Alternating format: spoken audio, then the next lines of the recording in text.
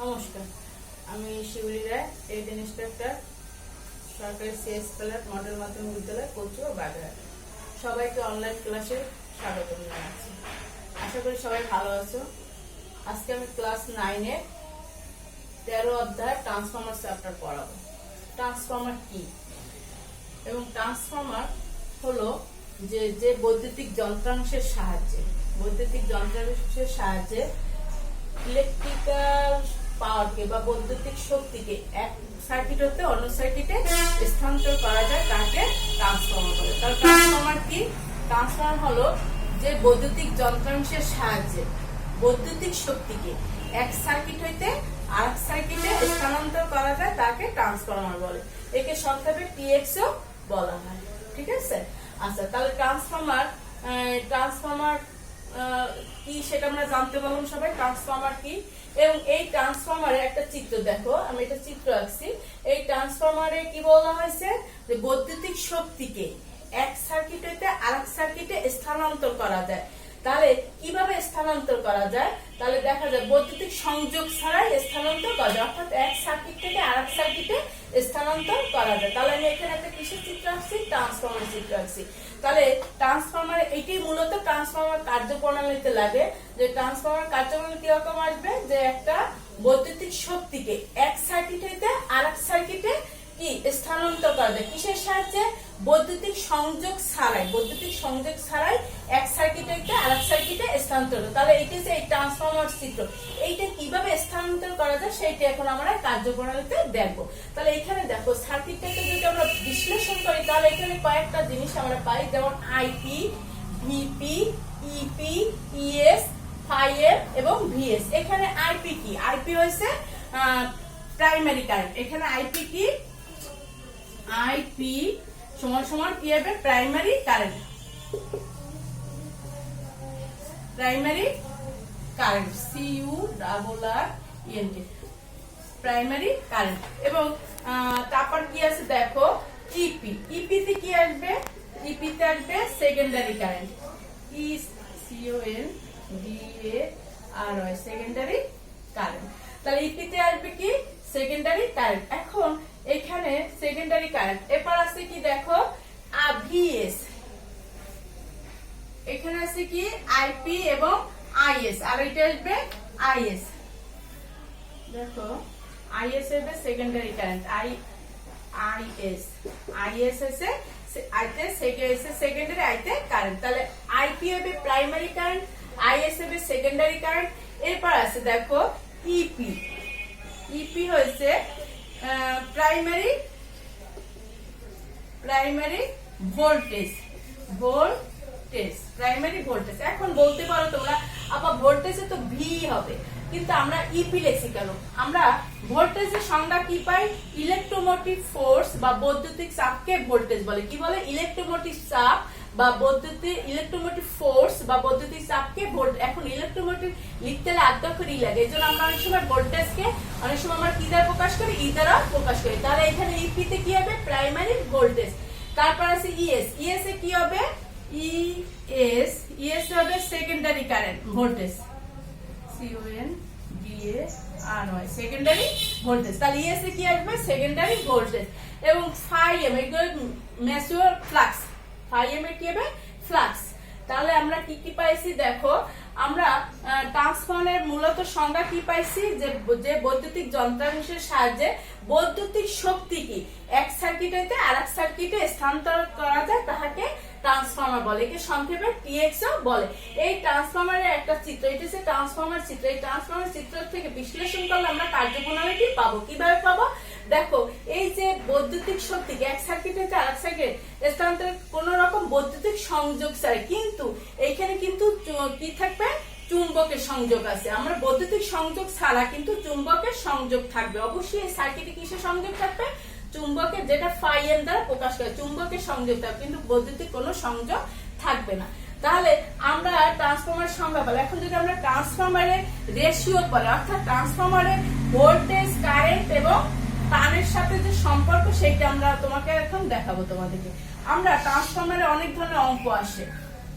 আমরা কি করব?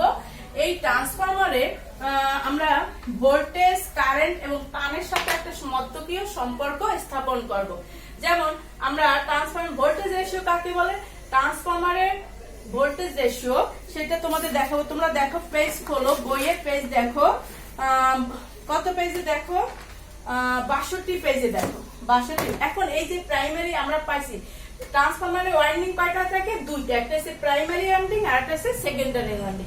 প্রাইমারি ওয়াইন্ডিং কাকে বলে, যে ওয়াইন্ডিং এ কি থাকবে, যে ওয়াইন্ডিং এ যে ভোল্টেজ সরবরাহ হয়, যে ওয়াইন্ডিং এ যে ভোল্টেজ সরবরাহ হয় তাকে প্রাইমারি ওয়াইন্ডিং, এবং যে ওয়াইন্ডিং লোডের সাথে সংযুক্ত হয় তাকে সেকেন্ডারি ওয়াইন্ডিং বলে।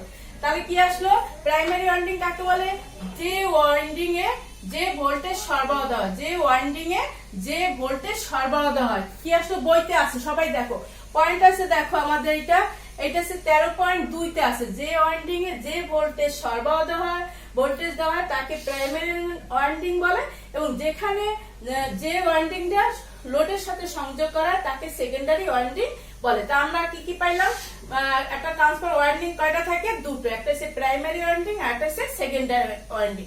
এখন প্রাইমারি ওয়াইন্ডিং কাকে বলে সেটাও সংজ্ঞা তোমরা কার্যবর্ণন থেকে বুঝতে পারলো, এবং সেকেন্ডারি ওয়াইন্ডিং কাকে বলে সেটা, অর্থাৎ সেকেন্ডারি ওয়াইন্ডিংটা সবসময় কিসের সাথে সংযোগ দেওয়া থাকবে, লোডের সাথে সংযোগ দেওয়া থাকবে। আর প্রাইমারি ওয়াইন্ডিংটা কোথায় থাকবে, যেখানে ভোল্টেজ সরবরাহ হয়, সেটা হচ্ছে প্রাইমারি ওয়াইন্ডিং। তাহলে আমরা একটা ট্রান্সফরমার ওয়াইন্ডিং কয়টা পাই, দুটো, কয়টা, দুটো। কি কি, প্রাইমারি ওয়াইন্ডিং এবং সেকেন্ডারি ওয়াইন্ডিং। প্রাইমারি ওয়াইন্ডিং এর সংজ্ঞাটাও বুঝতে পারছো আশা করি সবাই, সেকেন্ডারি ওয়াইন্ডিং এর সংজ্ঞাটাও বুঝতে পারছো। এখন যদি আমাদের আসে যে ট্রান্সফরমার ভোল্টেজ, কারেন্ট এবং টার্ন রেশিও সম্পর্ক নির্ণয় করে, তাহলে আমরা কি করব, ট্রান্সফরমার ভোল্টেজ রেশিও কাকে বলে, যে ট্রান্সফরমারের প্রাইমারি ভোল্টেজ, যে ট্রান্সফরমার প্রাইমারি ভোল্টেজ, আমি সংক্ষেপে লিখে দিই, প্রাইমারি ভোল্টেজ কি, ইপি, প্রাইমারি ভোল্টেজ ইপি, এবং secondary voltage, primary voltage EP এবং সেকেন্ডারি ভোল্টেজ কি আসবে, ইএস, সেকেন্ডারি ভোল্টেজ এর অনুপাতকে ভোল্টেজ, অর্থাৎ যে ট্রান্সফরমার প্রাইমারি ভোল্টেজ এবং সেকেন্ডারি ভোল্টেজের অনুপাতকে ট্রান্সফরমার কি বলে, ভোল্টেজ রেশিও বলে। একে কি দ্বারা প্রকাশ করা হয়, ছোট হাতের এ দ্বারা প্রকাশ করা হয়, ভোল্টেজ রেশিও। তাহলে ভোল্টেজ রেশিও আমরা কি পাই, ভোল্টেজ রেশিও এর সমান আমরা কি পাই, ভোল্টেজ রেশিও এর সমান আমরা পাই ইপি বাই ইএস, অর্থাৎ প্রাইমারি ভোল্টেজ কে সেকেন্ডারি ভোল্টেজ দ্বারা ভাগ করলে যে অনুপাতকে আমরা কি পাই, ভোল্টেজ রেশিও। এবং কারেন্ট রেশিও কি হবে, ভোল্টেজ রেশিও উল্টানুপাতি, কারেন্ট রেশিও কি আসবে, ভোল্টেজ রেশিও উল্টানুপাতি। তাহলে আমরা কারেন্ট রেশিও কি পাই, কারেন্ট রেশিও পাই আমরা আইএস বাই আইপি। খেয়াল করো, অর্থাৎ কি বলছে, ভোল্টেজ রেশিও উল্টানুপাতিক হচ্ছে কারেন্ট রেশিও, অর্থাৎ কারেন্ট রেশিও সমান আমরা পাই আইএস বাই আইপি। আর সেকেন্ডারি কারেন্টকে প্রাইমারি কারেন্টে ভাগ করলে আমরা কি পাবো, কারেন্ট রেশিও। এবং টার্ন রেশিও কি পাই, কিউআরএনএস, টার্ন রেশিও সমান আমরা পাই, টার্ন রেশিও পাই কি, এনপি বাই এএস। অতএব তাহলে মূলত সূত্রটা যদি তিনটা জিনিসের ভিতরে আমরা সম্পর্ক, ভোল্টেজ, কারেন্ট এবং টার্ন রেশিওর মধ্যে সম্পর্ক নিলে আমরা কি পাই, এই যে ratio is equal to E P ES সমান আইএস বাই আইপি সমান NS by NP by NS.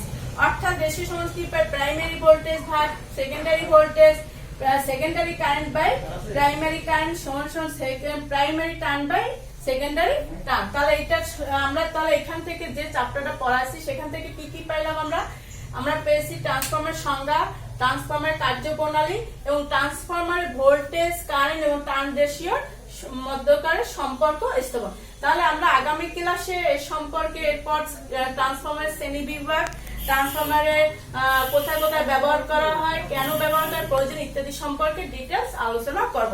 আজকে এই পর্যন্ত থাকো, তোমাদের এটাই বাড়ির কাজ থাকলে এটা দেখবা ভালো করে, এবং এইটা পরীক্ষা কিন্তু আসে, ভোল্টেজ এবং কারেন্ট ও টার্ন রেশিও এর সম্পর্ক এটা কিন্তু পরীক্ষায় আসে। তাহলে আমরা আগামী ক্লাসে ট্রান্সফরমার শ্রেণীবিভাগ, ট্রান্সফরমারের ব্যবহার আর কি দেখাবো, ট্রান্সফরমার ব্যবহার এবং অটো এই বিভিন্ন ট্রান্সফরমারে কোথায় কিভাবে ব্যবহার করে সে সম্পর্কে ডিটেলস আলোচনা করব।